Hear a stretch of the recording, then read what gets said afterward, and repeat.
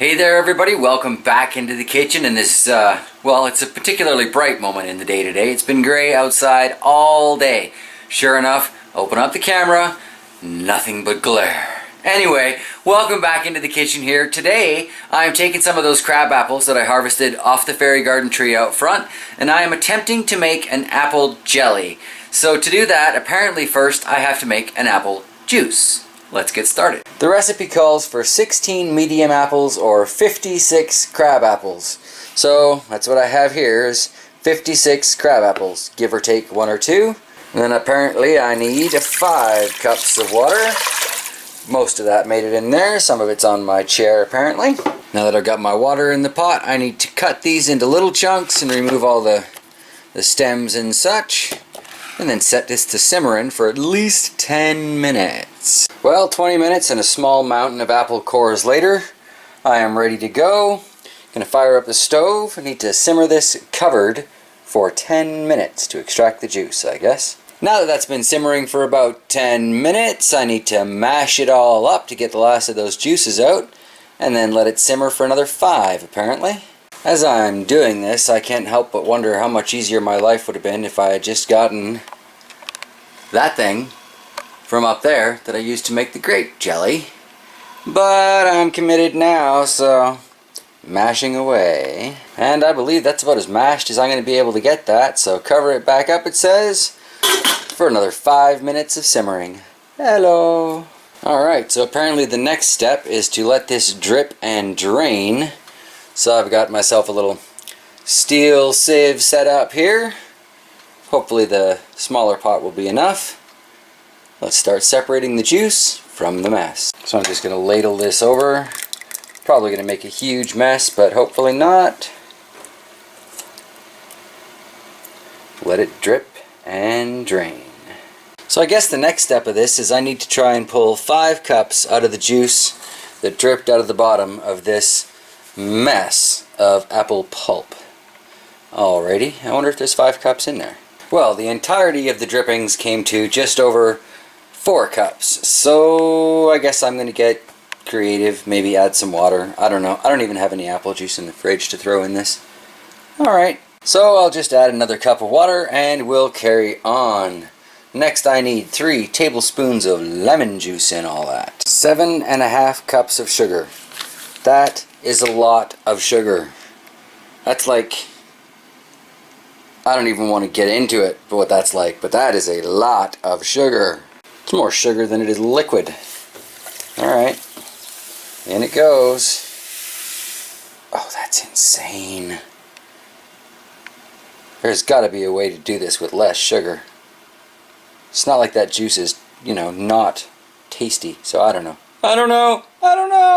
And then it says to put a little bit of butter in there to apparently help reduce the frothing and foaming. So, now I need to bring all of this back up to a rolling boil before I add the pectin, which is kind of funny to me considering how much pectin there is in crab apples, but hey, I'm trying to follow a recipe this time.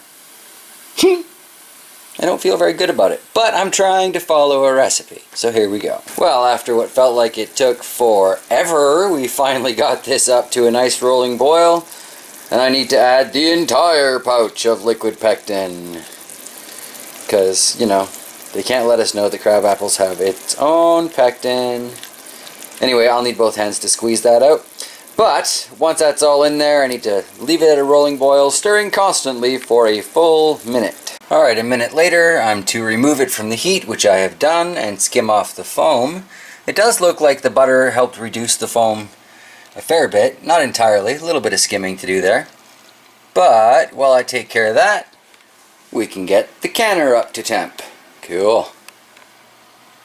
Nice color.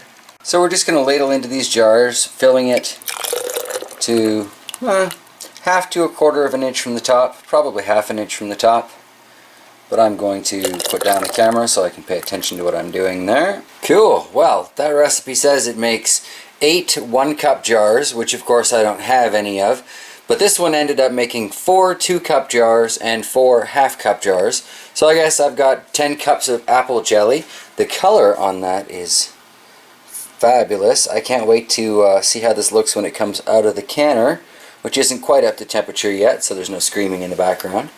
But I need to get my lids on here, put the rings on so they're ready when it is. So we'll just use this happy little magnetic wand to try and get one of these at a time. And yeah, I'll use 2 hands. Always a good idea to check the rings or the tops before you put them on. I've decided not to use this one because that is a bump in the rubber, so I am worried that that might not make an effective seal. So I've quickly just grabbed another one here, warming it up a little bit, and then I can cap that last jar. So here we have all the rings, the lids, everything's on there. It's finger tight. Not insanely like cranked on tight or anything, but the instructions just say finger tight. So I'm trying to play by the rules for a change. We can begin to hear the complaints of the stove and the canner, so this is getting closer to ready. And then I'm going to need to process this for 15 minutes apparently. It says for 10 minutes, and then if you're between elevations of 1 and 3,000 feet, add an extra 5 minutes. It's my understanding we're somewhere in the vicinity of 1,800 feet, so we'll be doing this for 15 minutes in there once she gets to a boil. Boil, you. Boil.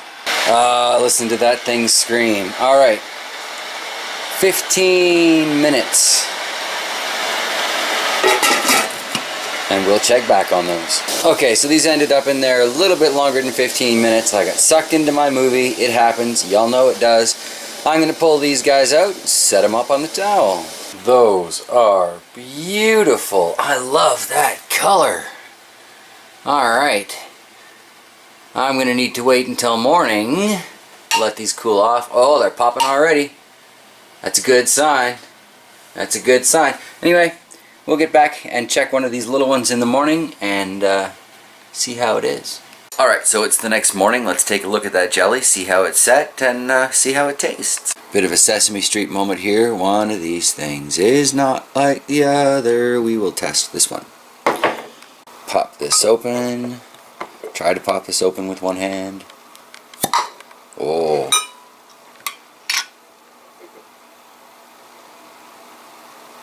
Not quite as thick as I was expecting it to be, but basically keeping its shape. Alright, need that English muffin to pop and we're good to go. Well, I have to say, I'm a little surprised. I think the jelly I made from just apples actually set a little thicker than this. So I'm going to try and make a sugar-free, just plain apple jelly next. And we'll see how that does. But I want to taste this and see how this worked out. Alright, well, here goes nothing, except maybe 2 or 3 or 5 hours yesterday. Well, a couple hours yesterday. Anyway, here we go.